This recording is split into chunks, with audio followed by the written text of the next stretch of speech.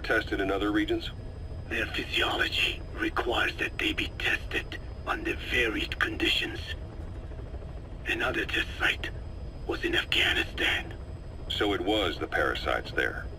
Both the Pashto and Tajik languages are spoken in the mountains of Afghanistan, and population density is low. Ideal testing grounds for how accurately the parasites target only the specified language. It is also relatively easy to prevent the spread of infection. And the results? The first test, I am told, was a success. Once the Pashtun Mujahideen were infected with the Pashto strain, they were all but wiped out. The Hamid fighters at Smasei Fort. It was doubly successful. No Tajik Mujahideen or Soviet soldiers became symptomatic. So the parasites proved to be effective. What about the second test? Also supposedly a success. A Pashtun village was the target. However, the original aim was to obtain samples of the infected. In this, they failed. And the village? The Soviets enacted a standard scorched earth operation. That must have been the village where Malak lived, before being held captive at La Marjate Palace. Having had more time to think on it, the details shared with me may have been false. They are madmen who would do anything to cover up the truth. They certainly seem to like tossing their problems in the fire. As a boy, Skullface's life went up in flames. Perhaps that is what fuels his fixation with fire. Your Wolbachia stopped the infection all right, but I still don't get it. How can a few bacteria change males to females? I know they're only bugs, but... It is not such a rare thing in the natural world. Many insects and nematodes are infected with Wolbachia. But why? They nest in the cell cytoplasm of the host, even in the egg cells, with the result that the offspring are born infected. Mother-to-child transmission. However, Wolbachia cannot nest in sperm because they do not have cytoplasm. So even a successful infection of a male ends after a single generation. This means the Wolbachia must resort to maximizing the population of infected females. Sounds like an ethnic cleansing campaign on a tiny scale. Gender change from male to female is their survival tactic. So more females means more Wolbachia carriers, so it can keep thriving in the following generations. But the parasites in a human host are supposed to be a mating pair. If there's no male, there'll be no offspring at all. It's killing itself. Slow down. This tactic is intended for environments where a single male can copulate with multiple females. Originally, the Wolbachia did not infect the vocal cord parasites. I created a mutated strain, modifying the Wolbachia so that it could infect monogamous pairs. The Wolbachia's greatest multiplying tactic, the male-to-female change, worked against itself in the monogamous parasites. Just as you said. Then I performed repeated selection of Wolbachia strains until I achieved 100% certainty of male-to-female conversion. Creating female-female pairs, unable to reproduce. And you say the Wolbachia affects the host of the host, that is, us, cutting off our means to reproduce? It is almost certain. Of course, we will not turn female. After all, mammals possess no natural gender-changing function. But some Wolbachia strains can cause cytoplasmic incompatibility in the host. Is that some cell deformity? Put simply, it means the altered sperm of infected males kill the female's egg on contact. And that's happened to us? Yes. And yet, what occurs in humans is not just simple CI. To date, there are no cases of Wolbachia affecting humans. The fact that this strain causes this effect, is it the vocal cord parasite's affinity with humans? I do not know enough to say for sure. So the parasite warps the host. Reminds me of what Skullface said. It is the way of all organisms to create their own optimal environment. Just look at you and this base. Organisms that cannot do this are doomed to extinction. The difference with parasites is that their environment is another organism. That creates a connection between life and life.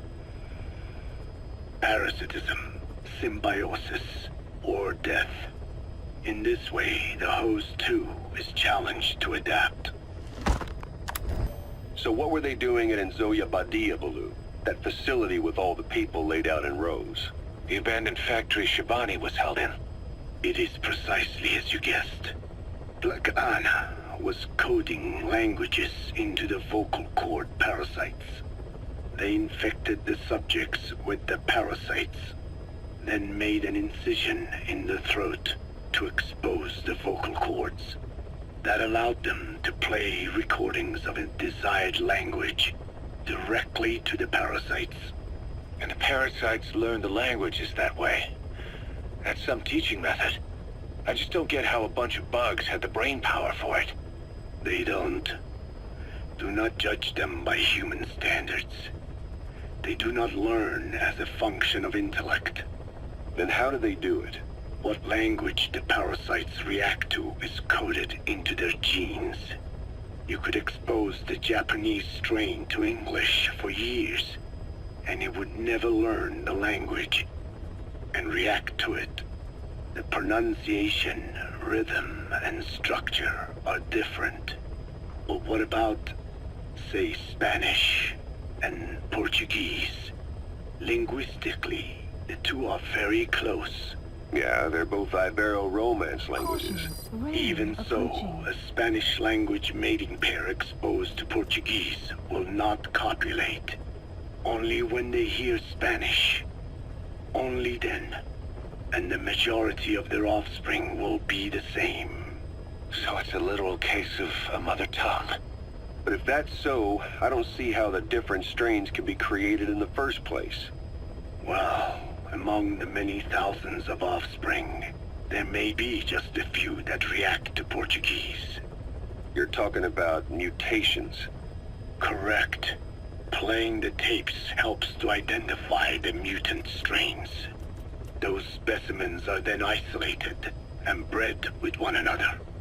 From their children, specimens that react more strongly to Portuguese can again be selected and bred.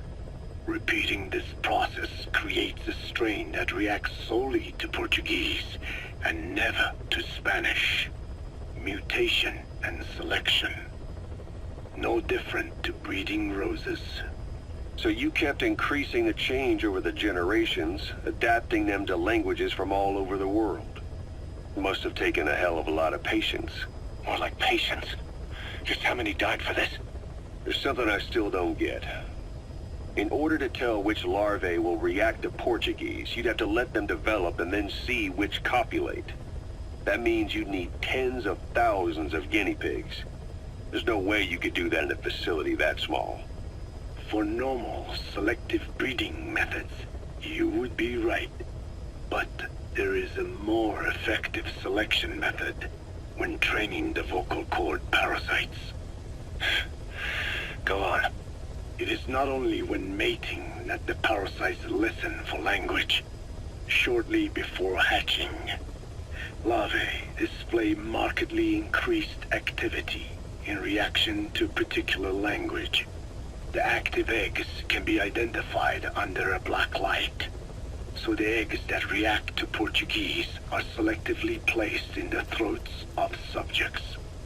So you see, narrowing down strains that react to the target language is an effective process. Though I'm sure that even so, many lost their lives to create the various strains. Taken against their will into that dungeon. There are two reasons for playing the tapes for the parasites. One, to isolate the eggs that respond to the target language. And two, to cause the specimens raised from the selected eggs to mate. I get how the system works. But why do they respond to language before they even hatch? It's not like they can mate from inside an egg. It is because the larvae learn the language before hatching. You mentioned that what language the parasites respond to is hard-coded into their genes, and that they don't have the brain power to actually learn a language. But then you say that the larvae at Nzoyabadiabulu were learning the languages in the egg. Your story doesn't add up. Your country is home to a unique songbird. The Japanese bush warbler. Sure, what of it? What a beautiful call it has. But no bush warbler can sing it perfectly at the start. As chicks, they can barely chirp at all. They must learn from their parents and other adult birds. Only then can they sing properly and attract females. So naturally, there are individual differences in each bird's call. Though they start on the same footing, each bird is influenced by its teachers. And the parasites are the same? Like the birds, the parasites have a genetic predisposition towards a particular language. But while in the egg, the larvae's ears are tweaked by listening to the voice of the host. This tweaking ensures that the grown parasites will react better to the host's speech pattern. Why would they have an ability like that? Well, there are distinct regional differences within even the same language. Rare is the language that has no unique dialects.